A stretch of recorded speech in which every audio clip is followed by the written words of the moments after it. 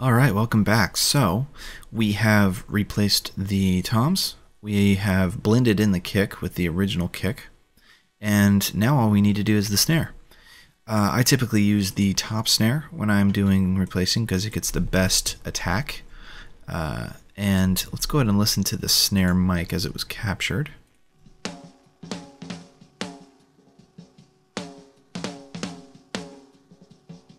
So as you can see, there's some ghost notes and stuff in there which we're not going to blend or replace because, for one, it's really hard to do that and make it sound natural. And secondly, you don't need to do that because the ghost notes are just that. They're ghost notes, so you can just let those be the original sound. I mean, if we put this bottom snare in with it,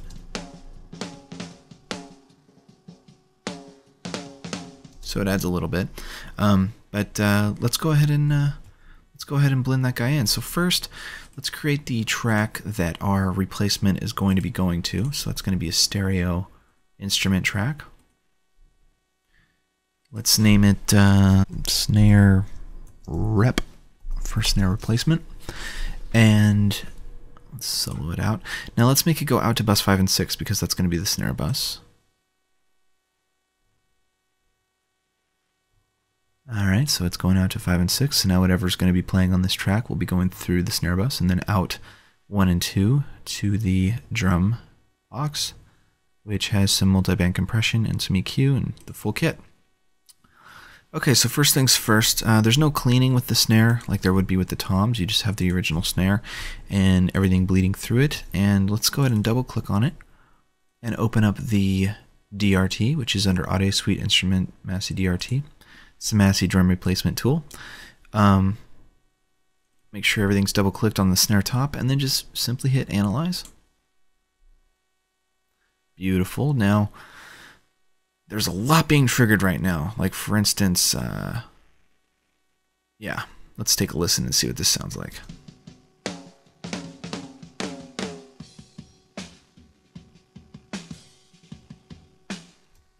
Now, the snare, this reminds me, it was a while since I mixed this, but the snare you can hear changes drastically. What happened was we were in the middle of tracking and the top snare mic fell off of the snare. And we were in a recording situation where we weren't able to monitor it as you would want to. So pretty much for half of the song, there's parts like this whole part right here doesn't have the mic on it, this part right here, because I took sections of performances and kind of slapped them together, which I'll be going over in another series regarding drum editing and elastic time and that kind of stuff. But it was a necessity to replace the snare in this, or at least blend it up, because we didn't even have any snare hits on here. So I think for this I actually did end up using the bottom snare because it had more consistent hits. So let's go ahead. Normally I would use the top, but since we did lose some mic information on the top, let's go ahead and use the bottom. And I'm leaving this in this video because I just want to illustrate to you that stuff happens when you're recording, and sometimes you can salvage it and sometimes you can't. And in this situation, we're doing the best we can to salvage what we can, and we were lucky because this turned out really well, and the performance was really captured. And even though even a mic fell off of the drum kit, we were able to salvage it and make it into a good polished song. So let's go ahead and do the replacement. So I'm going to just select a little bit here, like these snares. Now you can see that there was a snare, and then like a little pickup and a snare, and a pickup and a snare, and then a snare. But then there's these other ones that were triggered that we don't need. I could just go up and hit the minus and get rid of them, but instead I'm going to use these tools down here. And basically, the darker color is stuff that's probably usable. See, as I'm in here, all that stuff's staying, and the farther you get out, it starts triggering stuff that you might not need. So right now I've got all the snares triggered, and it looks pretty good. Sensitivity, I'm going to do the same thing. Since we're already pretty much triggering everything, I'll just bring it in until, yep, see there, I started to cut some of our real snares out, so I'm going to leave it in. Alright, and then let's go ahead and do that. Now, as you can see, we're missing some snares, so this is a situation where you need to spend a little time and go through it and actually make sure everything's triggered. So as you can see, that's a flamming situation, so there's 2 in there. Let's see if we can bring them out. See, when I bring this slider out, I can't, I'm adding too much information than just the flams. How about with loudness? Same with loudness, I'm not getting anything out of that. So let's go ahead and just hand trigger them. Let's get a little more space here. I know that that's a little flammer. And then same here. I know that's a little flam. And here I know there's one. And let's see what this roll looks like. Okay. So let's add that. That guy, that guy, that guy, that guy. Yeah, then we're getting some. There's some fills there. We got those good. Missed one here. And this is what it's all about, man. This is mixing a record. I mean, this is spend a lot of time just going through and making sure that everything's triggering right and nothing's messed up, because you hear it. You can hear it if it's messed up. Okay, cool. Everything's triggering there. Everything looks good there. Looks good there. After everything's triggered, good, you double click here. Let's check out this bridge part and see, I mean, what we're looking at. I don't think we were using much snare. So there was no snare in this part. So there were some triggers we didn't need. I think that perhaps later, maybe there was some snare. Nope. Nope, so there was no snare in that bridge part, so that's good, nothing's triggered. Let's get rid of those ones that are triggered, because we don't need snares because they're not there. So yeah, there were some flams right there we do need.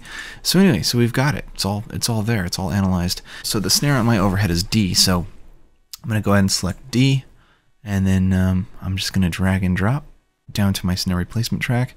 Make sure it's over. And then we need something to play through. So I'm going to put a multi-channel native instrument, which is contact 5 on there, and we're going to be using Modern Drummer. At least that's what I used for this project.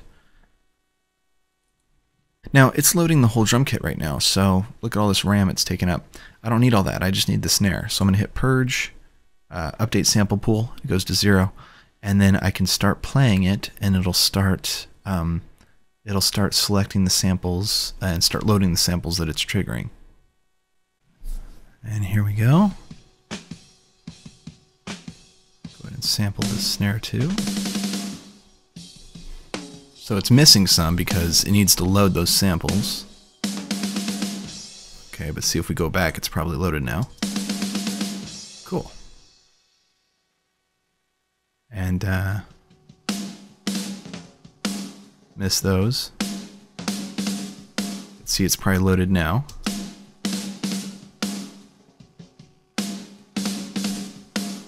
And as you can see on here, if you select the snare, I use the B snare, which looks like the Superphonic.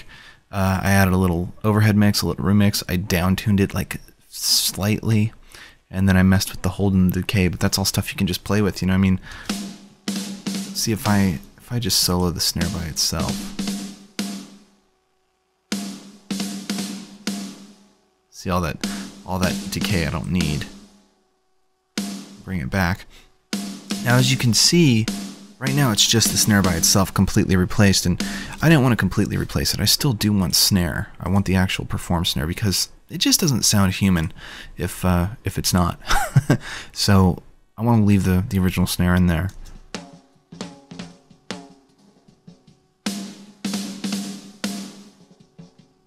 See? And just have the main hits blended in with the sample. It's got real sparkly, it's got real full body, and that's exactly how I want it. So I'm going to close the instrument here, and now our whole drum mix is mixed. So let's take a listen to the original song.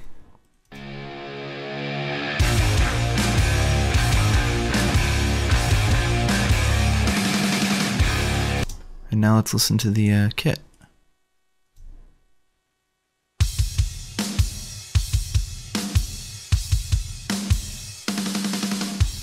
Cool. And it's funny because you hear it and it sounds kind of like maybe the cymbals are really thin and crispy and like too high-endy, and like there's not enough mids in the whole drum kit or anything like that.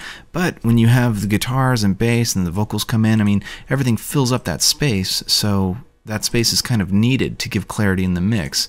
So you listen to the actual mix,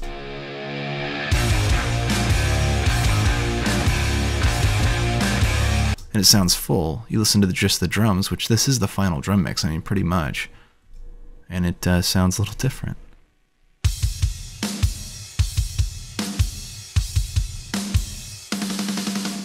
But that's it. That's sound replacement right there.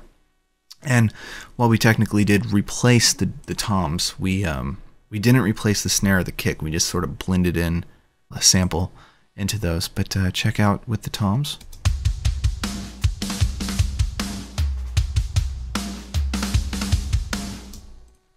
I'm always believing what they tell me. Can't shake a monster that you can't see. I don't want to wait for a month. So yeah, that's sample replacement right there. That I have found over time that's the easiest, most efficient, and most quality sounding way to do it is to export it to MIDI files that have velocity sensitive triggering, and then send it through a virtual instrument that's really high quality, like Native Instruments stuff. All of their drum kits are just absolutely fantastic and amazing. And there's other options. I mean, you can use Sound Replacer from Avid or Trigger from Slate, but with this I find it's the smoothest, overall most flexible way to blend in sampled drums to find the best mixes. And I mean, this isn't just for rock. For any of the clients I work with who are anything from jazz to hip hop to country, even, it's a huge asset to use replacement, and it really is the difference between a killer mix and one that just doesn't live up to what you're hearing today on the radio. Cool. All right, well, that is the sound replacing drum series, and I hope you got something out of it. And I got plenty of other stuff on the channel, so check it out and send me some feedback and let me know what you think. All right, thanks for watching.